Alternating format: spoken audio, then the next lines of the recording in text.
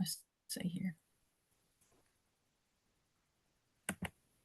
I'm Angela Broyles, and I am with Blue Water Publication in Gritty South. Gritty South is an imprint of Blue Water Publication that we launched a few years ago to address some of those less spoken of situations that we all deal with in life.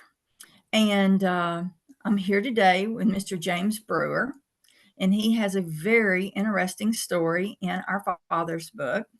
And I'm excited about getting to speak with him and getting him to share about his story and his life, as his writing career has progressed. Mr. Brewer, would you like to tell us just a little bit about your background real quick?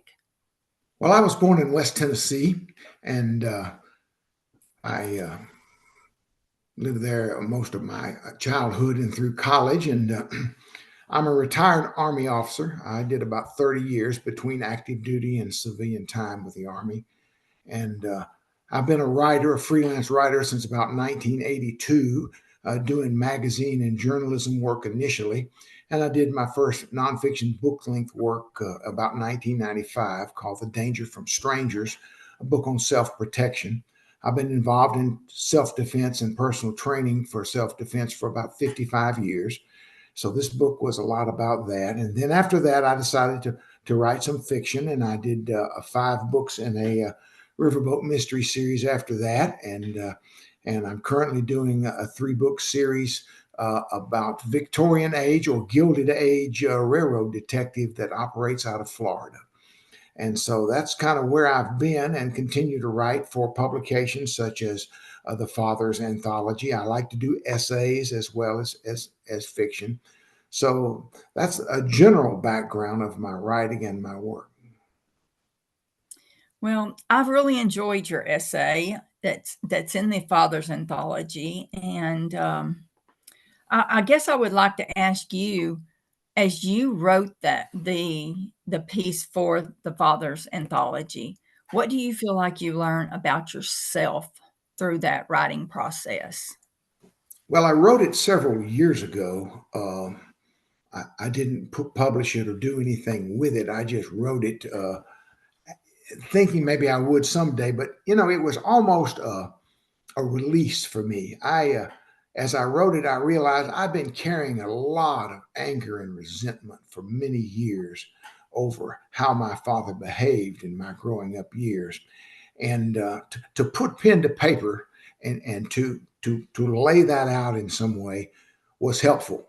Uh, and it caused me to recognize that I need to make sure in my life that I don't I'm not guilty of the same shortcomings and misgivings that I experienced with my own father in dealing with my 2 daughters and my children, my grandchildren. Well, that's good that you picked up on that early then, I uh, did. Yes, ma'am. because a lot of us, we don't realize that until it's later in parenting. Sometimes our children are grown and we realize, oh my goodness, I repeated a very bad pattern, even though I was trying to avoid it.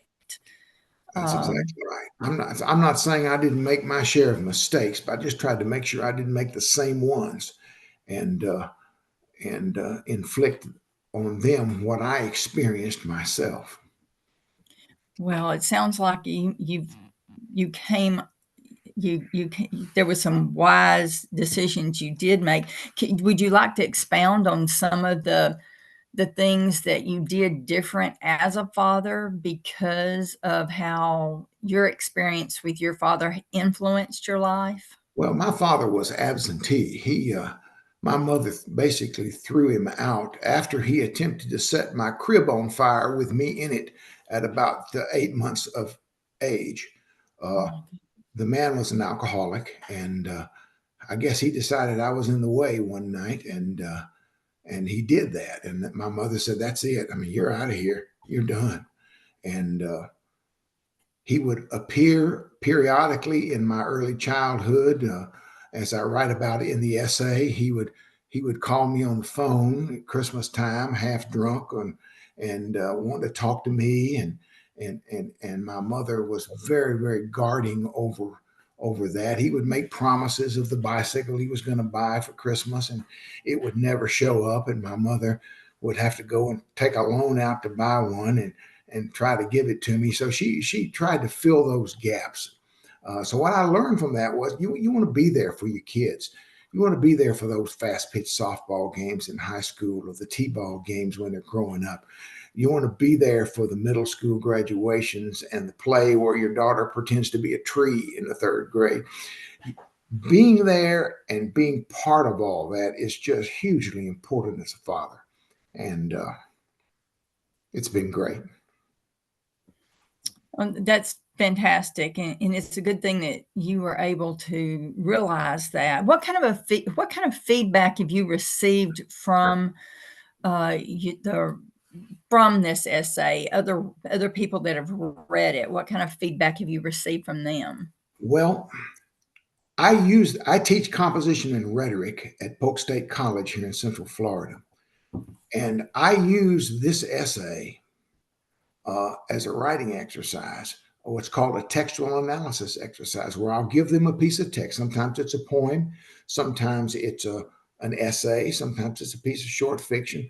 I will often use this essay and give it to them and ask them 5 questions and say they have to answer those questions in essay form.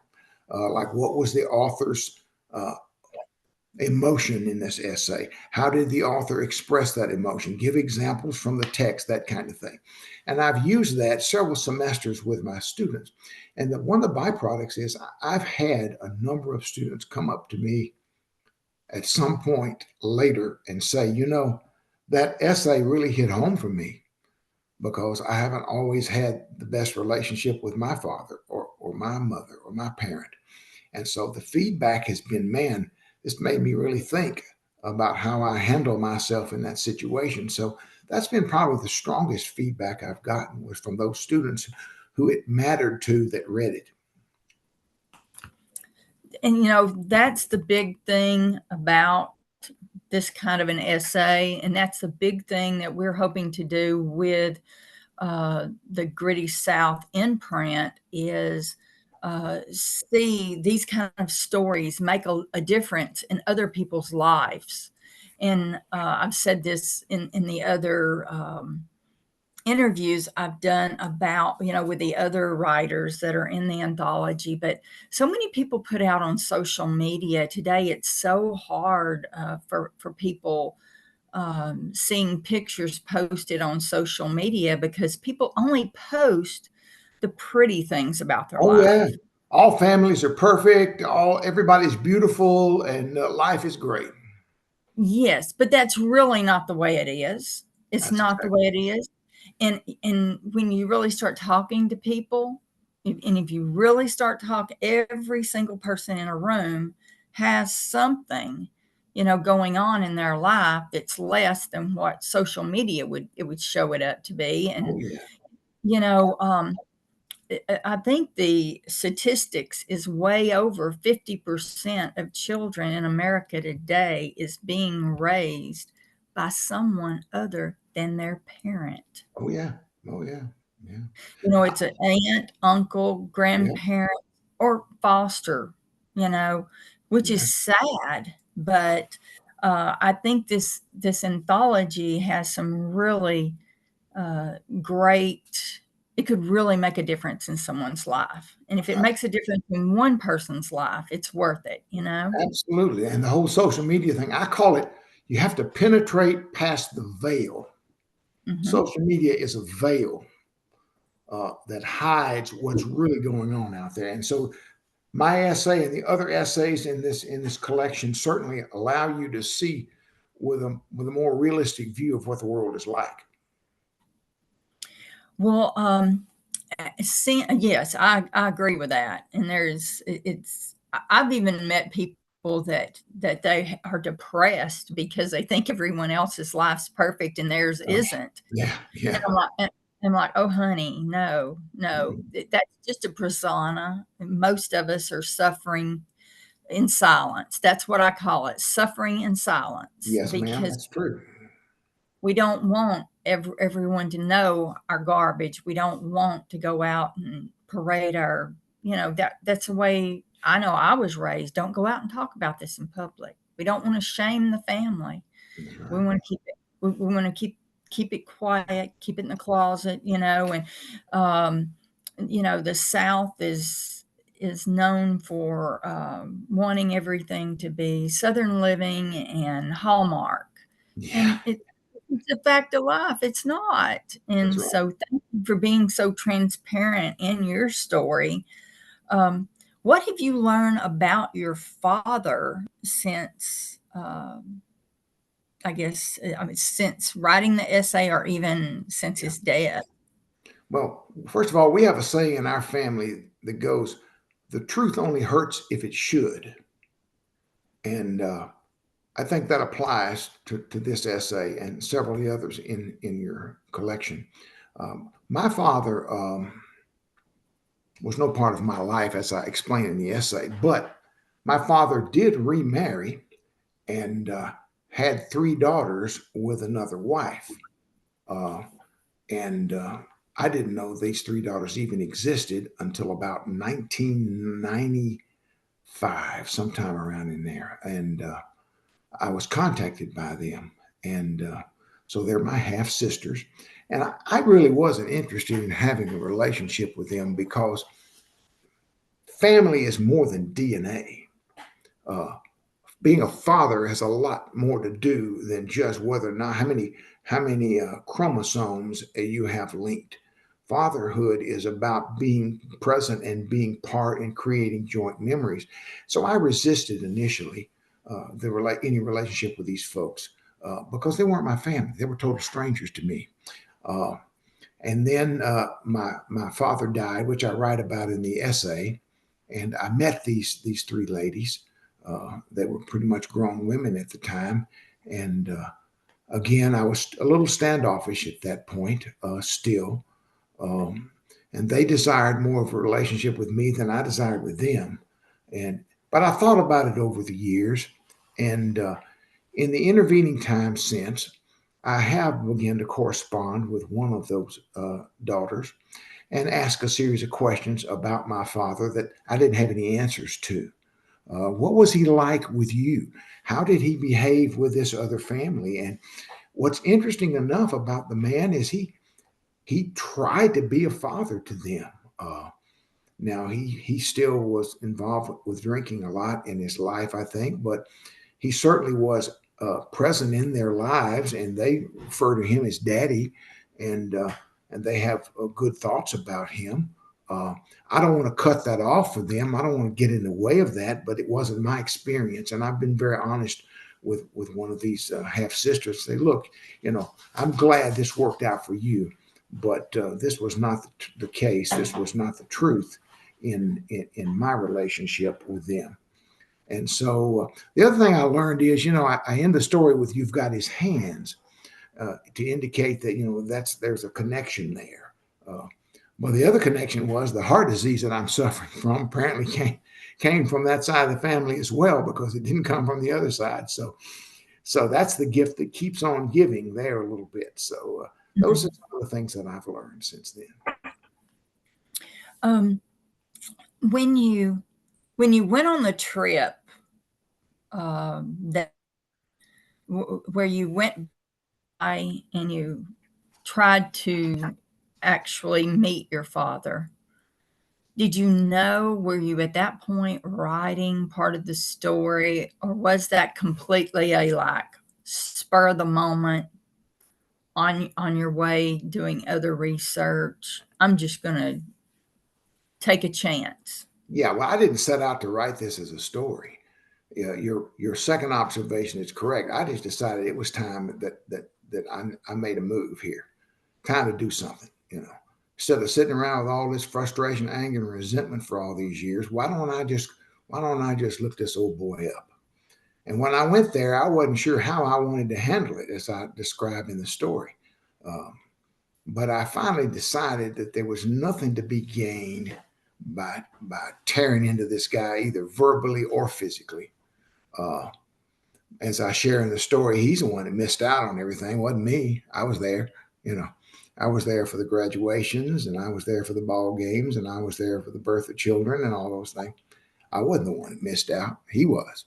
And as I share in my essay, I just decided that there was no, it didn't edify, to use a biblical term, it didn't edify me or anybody else to go into this. And of course, he died maybe a year later, 2 years later, not ever knowing who was standing in front of him that day, having no recognition whatsoever.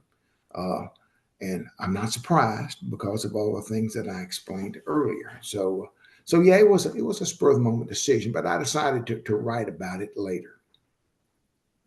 So did the girls, his daughters, they thought more highly of him? Did he hold down a job and provide for them as children and stay married to their mother? A while.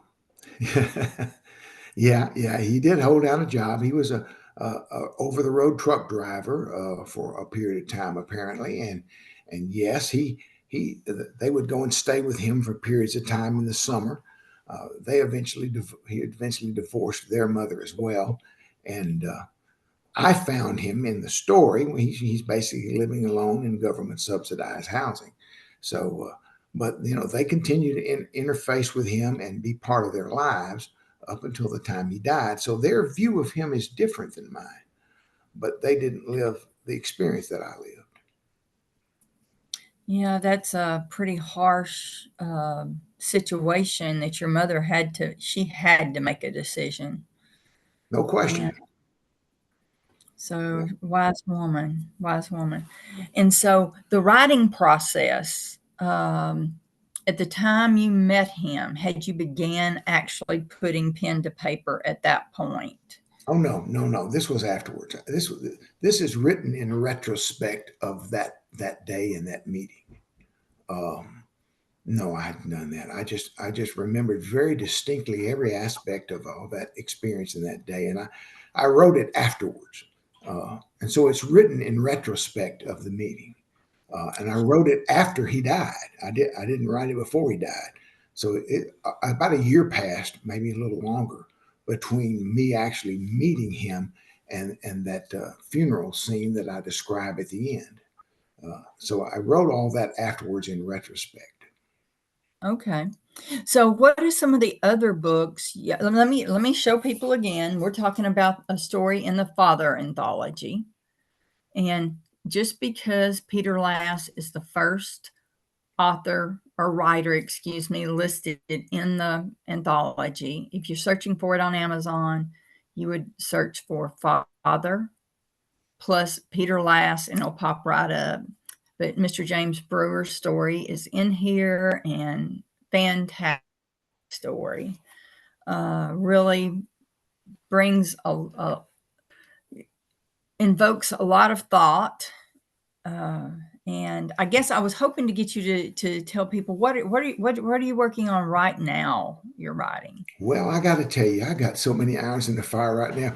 First of all, my priority is to recover from this surgery I've just had. So I'm basically taking June and July to get myself back in gear.